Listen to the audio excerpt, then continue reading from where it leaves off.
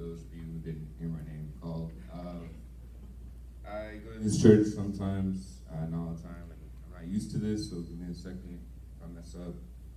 But I want to talk to you guys about what I am fighting for in regards of what I felt when I got this topic, and it was I'm fighting to understand God and how He works, and how He does stuff, and how because I strive to be like Him. He's my idol. He's who I want to be, who I want to become. I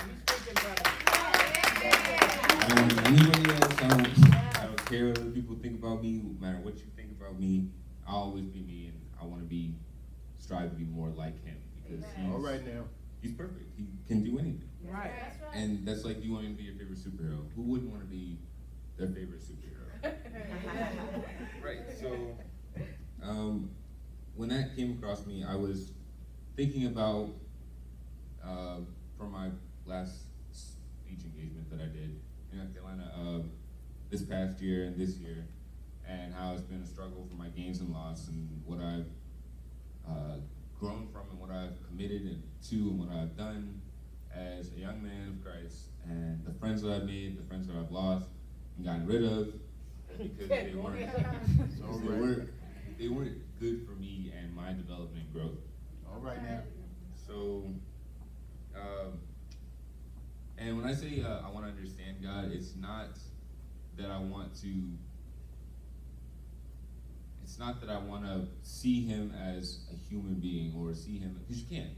He's unfathomable. He's all powerful, all knowing, everywhere at once, beside you, beside me, all the way in the back room looking at me. And I can't do that. But I want to know what He's thinking, what He's got in store for me, what He's got in store for you guys, what He's planning, how He's planning it, and what He's going to do for the rest of His time being in my life, because it's going to take me down a road. And I'm picking that side. So most people who know me, I say pick a side between when me and my mom are talking. I say pick a side between my friends, me or my mom. Choose, because you're taking both sides. My mom says there's not two sides. There's just one side and I'm right. Okay. You can't sit in the middle, you have to pick a side. That's what God is saying. He's saying pick a side. Come on. Either you follow what the worldly things are and stay with those people who do the drugs or get out there and not just worldly actions, or you can stay over here, make your way towards God and make a difference in your life, depending on what you do. That's right. Come on now. So I choose to stay over here. All right now. Good word. You just have to realize it's like playing with fire. Okay, you can't play with fire and expect not to get burned. That's right. It's inevitable. That's like you. No, you can't even compare anything. It's exactly what it sounds like. It's you putting your hand over a match and expecting for it not to hurt. That's impossible. Because you're not God.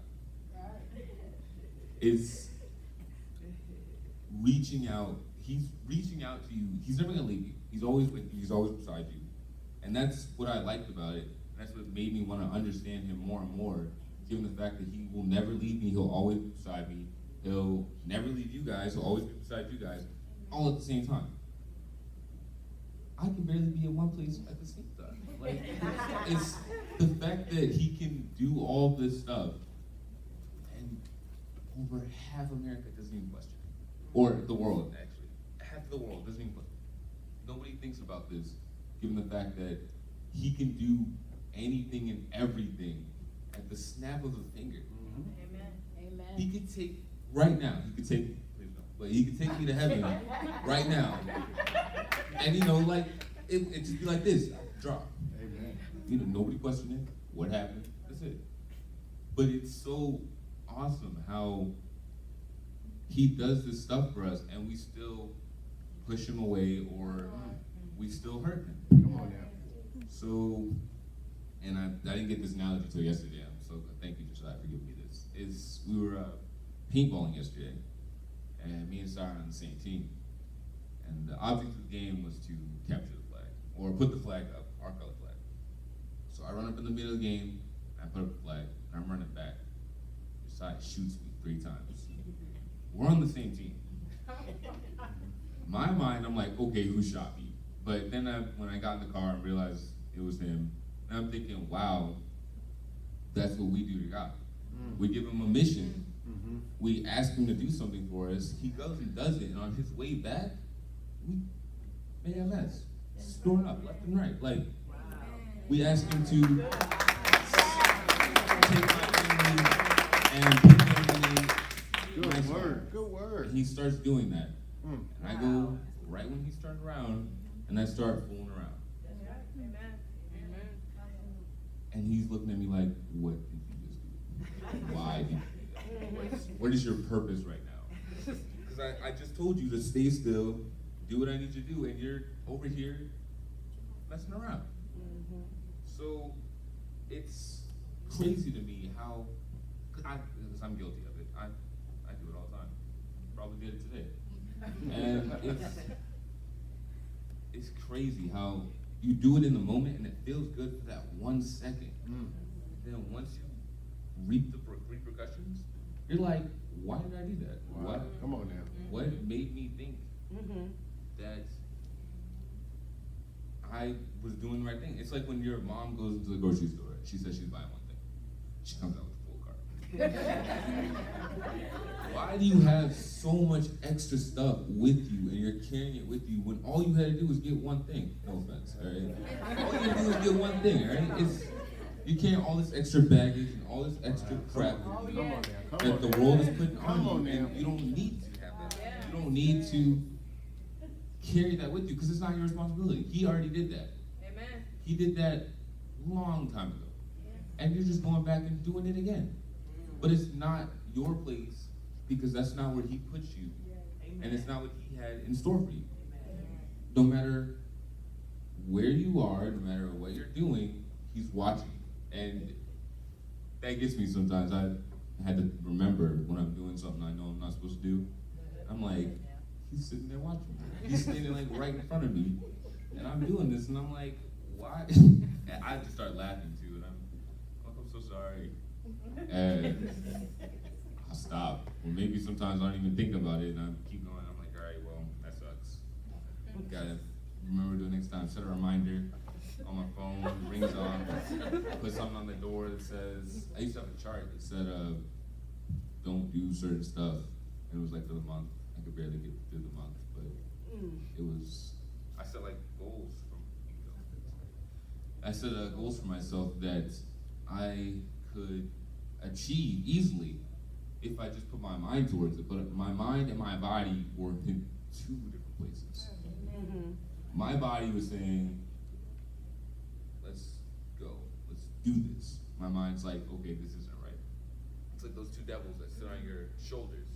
Like, oh, one's the devil, one's the angel. One's saying, don't do this, that's my mind. The other one's saying, let's do this, that's my body. This looks fun. This is stupid, but let's do it. It's fun.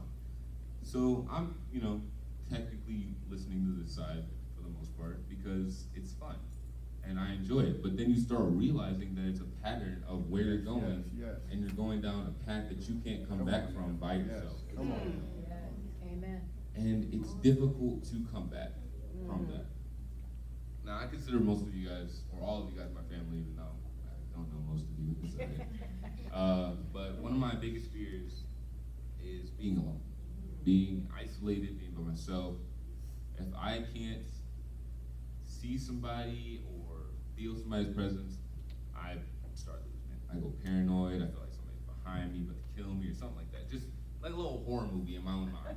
But I know I'm not gonna die, so I'm like, okay, well, in the house, I grab the kitchen knife, I'm just sitting in the corner like, okay, come back, Mom. But then you start to realize that you can feel God's, once you get closer, you can start feeling His presence. Yes. Come on now. So now, well, this happened a while ago, but now when my mom leaves the house, or Josiah leaves the house and I'm by myself, I don't have to worry about anything. And I don't even notice something about it. And I feel like there's somebody right beside me, and they're like, all right, you're cool. I got your back. And I know he's got my back. I know I'm not gonna die now. Okay? He's got me. Right? I'm not dying anytime soon because I haven't completed what he's got in store for me. Even though I do dumb stuff that could lead to death, I know that he's got my back. He's carrying me. If I drop, he's gonna pick me right back up. All I gotta do is grab him. I drop in a hole, I grab the rope. I don't look at the rope and turn around and play in the sand or in the dirt, wherever I am. You grab the rope and you climb up the rope. Yes. Because he's waiting there with open arms, Come on, ready man. to embrace Grab the rope. I love you, and I'll never leave you. Even if you fall, I'm down there with you and up here.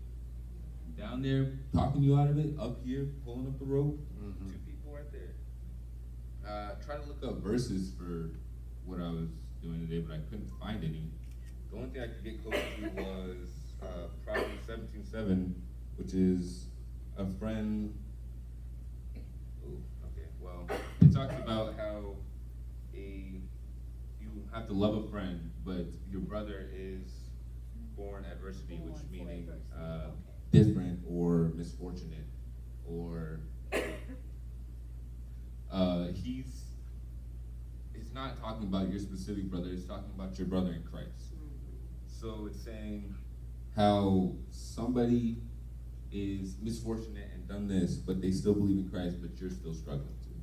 Is what I got from it. Is that he's having his own problems and still farther than me. And that he set this path for me, and I'm doing this. When I should just be doing this, going straight forward. And you make it difficult for yourself when you start to realize this stuff and still keep going down the same path. And you still keep going, reach the end, and you're like, well, maybe I should turn back around. You start turning around, and you start to turn right back around. And go in the opposite direction of where you're supposed to go. It's crazy how the human mind works of good versus evil. We're taught that at such a young age. Bad, good, semi-bad, semi-good. And you have to go back to those times. I remember I was listening to a sermon in my mom's car, and it was talking about how our parents were on the Titanic. It was some kind of reference about the Titanic. And it's talking about how our parents sunk that night on the Titanic. We don't need to be a Titanic. We are the next generation where we don't have to follow in their steps. We don't have to go down the same path they did just because they're our parents. They teach us stuff, and they teach us how to avoid those icebergs and keep going to the future and what we need to do so that when we bring offspring into the world, that we know what we're going to do with our lives.